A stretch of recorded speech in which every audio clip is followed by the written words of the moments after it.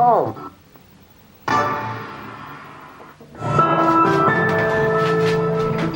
Tonight, when it turns out a Fredericton woman did not need to serve jail time, the sheriffs who took her to Miramichi told her she was on her own to get home. There was no ride. I had nobody to come pick me up.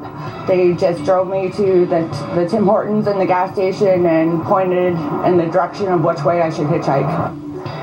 Marissa Shepherd on trial. A witness says he cannot be certain she was at the house where Bailey Wiley died.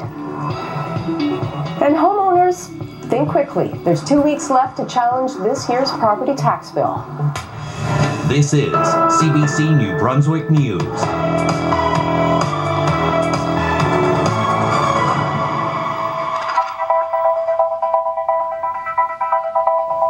Well, good evening and thank you for joining us. A Fredericton woman is calling on the province to change how it treats people in custody. Serena Woods says corrections staff left her in a potentially dangerous situation last month. She had been sent to a women's jail in Miramichi for failing to pay 2 fines, but she was released as soon as she arrived, and then she spent the next 24 hours trying to get home. Catherine Harrop reports. Stranded is how Serena Woods felt when she drew up this sign to put in the window of a Shell station outside of Moncton on the night of February 19th. I was scared. Woods had been panhandling at the superstore when police arrested her for outstanding warrants. 2 $100 fines, one for breaching a court order, the other an unpaid victim surcharge.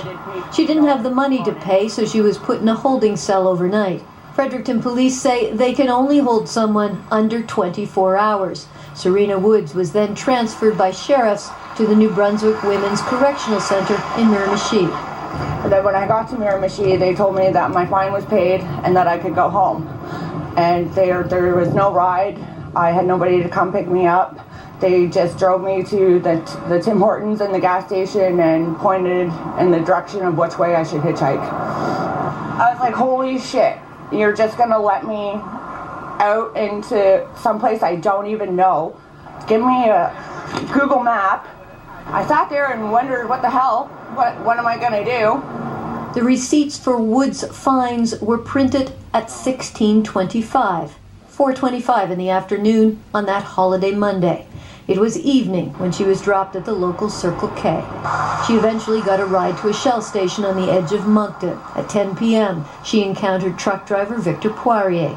With his company's approval, he took her to Fredericton on his next day's run. So when I got to Fredericton, it would start to rain. And I didn't have a lot of money, but I gave her $5 for the bus and wished her well. To drop off a 5'4", 5'5" lady, 125 pounds, like that, just drop her off? It's kind of cowardly, is it not? I was lucky to run into safe, nice people. A concerned Victor Poirier contacted his friend Charles LeBlanc, a local blogger.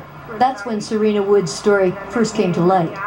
The Department of Justice says it will not speak about individual cases, even with the permission of the subject. So instead, it sent us a set of rules governing the release of prisoners. In those rules, it says that correctional staff will help the person try to access community or family resources, but that upon their release, transportation is the responsibility of the offender. Catherine Harrop, CBC News, Fredericton. Meanwhile, New Brunswick's Ombudsman is calling on the province to do better. He says to have a government employee responsible for putting someone in a vulnerable position like that, he says it's distressing. It strikes me that there's a couple of places at which it's quite obvious we could have done better. One is at the point at which the decision was made to drive this woman to Miramichi. If we had known that she was going to be released the moment she reached Miramichi, surely that drive wasn't necessary and was potentially placed a lot of people into a lot of trouble they didn't need to be in. And the other one is the point at which she is being released from Miramichi and she's experiencing and evidencing distress about this. She's expressing that she doesn't have a way to come home. Surely someone needed to make some phone calls at that point to ensure that that woman had a way to get home safely. At the Marissa Shepherd trial, which resumed today in Moncton, the court saw a witness struggle